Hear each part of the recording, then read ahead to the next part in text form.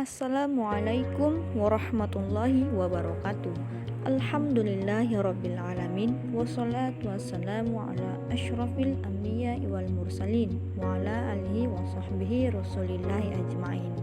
Yang terhormat Bapak Muhammad Dusandri Batubara MSI selaku dosen pembimbing mata kuliah Pancasila dan yang kami sayangi rekan-rekan sekalian. Pertemuan kali ini akan membahas mengenai Pancasila sebagai paradigma pembangunan nasional. Saya Elva Nur Hasanah selaku moderator yang akan ditemani oleh 4 rekan saya yaitu Septi, Tiara, Ongku, dan juga Taufik. Langsung saja kita memasuki pembahasan mengenai Pancasila sebagai paradigma nasional.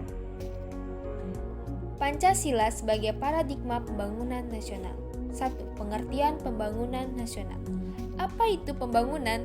Pembangunan adalah suatu proses memajukan dinamika suatu bangsa yang merata seluruh aspek kehidupan, tidak hanya untuk suatu golongan atau sebagian dari masyarakat, tetapi seluruh masyarakat.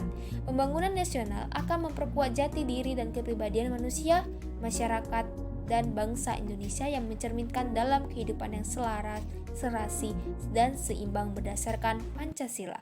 Pembangunan nasional Indonesia merupakan upaya pembangunan yang berkesinambungan, meliputi kehidupan masyarakat, berbangsa, dan bernegara. Selanjutnya, konsep pembangunan nasional. Konsep pembangunan nasional dalam Pancasila meliputi sila pertama. Pembangunan di bidang keyakinan ini mencakup tanggung jawab bersama untuk meletakkan landasan spiritual, moral, dan etika yang kukuh. Sila kedua. Konsep pemikiran pembangunan ini mencakup peningkatan martabat, hak dan kewajiban asasi warga negara, serta penghapusan segala bentuk penindasan dari pihak manapun, kesengsaraan maupun ketidakadilan. Sila ketiga. Untuk membangun stratifikasi masyarakat Indonesia yang beraneka ragam, antara lain mencakup peningkatan pembinaan bangsa sehingga rasa kesetiakawanan semakin kuat dalam memperkokoh persatuan dan kesatuan bangsa. Sila keempat. Pembangunan yang berhubungan dengan demokrasi mencakup pengembangan politik, demokrasi Pancasila yang memelihara stabilitas nasional yang dinamis dan tanggung jawab politik warga negara, serta memberikan dorongan kepada peran dalam proses politik. Sila kelima.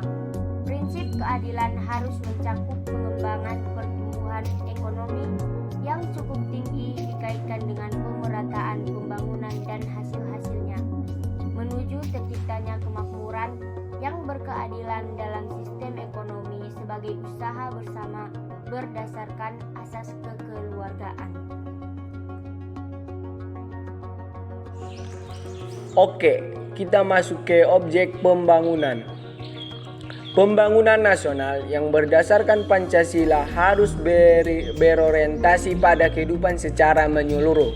Artinya, pembangunan dilaksanakan secara berencana, menyeluruh, terarah, bertahap, dan berkelanjutan untuk meningkatkan kemampuan nasional dalam mewujudkan kehidupan yang sejajar dan sederajat dengan bangsa lain.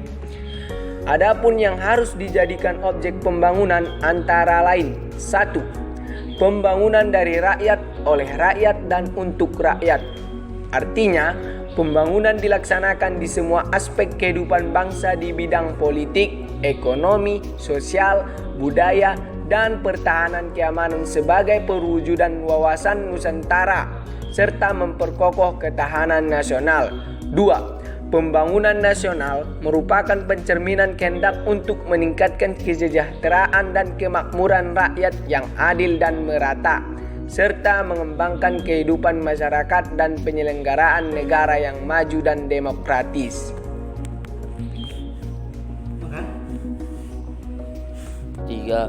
Pembangunan nasional diarahkan untuk mencapai kemajuan dan kesejahteraan lahir batin, terpenuhinya rasa aman, tentram dan berkeadilan, serta terjaminnya kebebasan mengeluarkan pendapat serta bertanggung jawab. 4. Pembangunan nasional dimaksudkan untuk menjamin keselarasan hubungan antar antara manusia dengan Tuhannya, antara sama manusia, dan antara manusia dengan lingkungan sekitar. 5. Pembangunan nasional dilaksanakan bersama oleh masyarakat dan pemerintah. Dalam hal ini, masyarakat sebagai pelaku utama dan pemerintah berkewajiban mengarahkan, membimbing, serta menciptakan suasana yang menunjang. 6. Pembangunan harus diselenggarakan dengan menggunakan program prioritas karena tidak mungkin pembangunan di setiap bidang dilakukan secara serentak. Pancasila sebagai paradigma dalam berbagai bidang pembangunan. 1. Pembangunan bidang politik. Pembangunan ditujukan untuk membentuk pemerintah demokratis yang menjunjung kebebasan berpendapat serta melayani tuntutan rakyat secara adil, terbuka, jujur, dan akuntabel.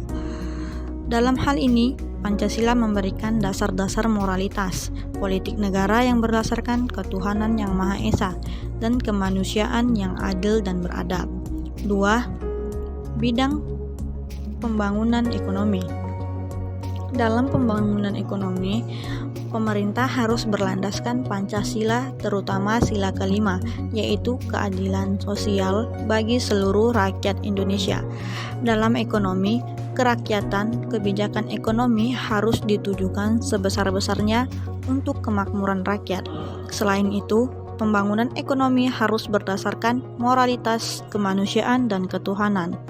3. Pancasila sebagai paradigma pembangunan sosial budaya.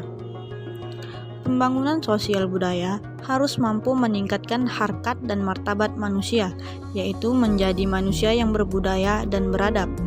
Kemudian berdasarkan sila Persatuan Indonesia, pembangunan sosial dikembangkan atas dasar penghargaan terhadap budaya-budaya yang beragam di Nusantara. Paradigma pengembangan ilmu ekonomi di Indonesia. Pancasila sebagai paradigma pembangunan nasional dalam bidang ekonomi memiliki maksud bahwa setiap pengembangan ekonomi negara harus berdasarkan pada moralitas sila-sila Pancasila, yaitu dengan mengembangkan ekonomi kerakyatan yang humanistik dan bertujuan demi kesejahteraan seluruh rakyat secara luas. Dalam proses pembangunan politik, warga negara Indonesia harus ditempatkan sebagai subjek politik, bukan hanya sekedar objek politik. Nilai Pancasila bersumber dari kodrat manusia, sehingga pembangunan politik harus bisa meningkatkan harkat dan martabat manusia. Selain Pancasila, sistem politik Indonesia juga bersumber dari manusia sebagai subjek, sehingga dalam proses pembangunan politik harus mampu menempatkan kekuasaan tertinggi pada rakyat. Sistem politik Indonesia harus sesuai dengan Pancasila sebagai paradigma, yaitu sistem politik demokrasi. Demokrasi berarti kekuasaan berasal dari rakyat, oleh rakyat, dan untuk rakyat. Lebih lanjutnya, Eri Herdiawanto dan kawan-kawan dalam bukunya yang berjudul Spiritualisme Pancasila 2018 menjelaskan bahwa pembangunan politik di Indonesia harus didasarkan pada asas kerakyatan yang terkandung dalam sila keempat Pancasila, yaitu penerapan dan pelaksanaan keadilan sosial mencakup keadilan politik, budaya, agama, dan ekonomi dalam kehidupan sehari-hari. Poin kedua, mementingkan kepentingan rakyat atau demokrasi bila mana dalam pengambilan keputusan. Poin ketiga, melaksanakan keadilan sosial dan penentuan prioritas kerakyatan berdasarkan konsep mempertahankan kesatuan. Poin keempat, menggunakan pendekatan kemanusiaan yang adil dan beradab demi mencapai tujuan keadilan. Poin kelima, nilai-nilai keadilan dan kemanusiaan bersumber pada nilai ketuhanan yang Maha Esa.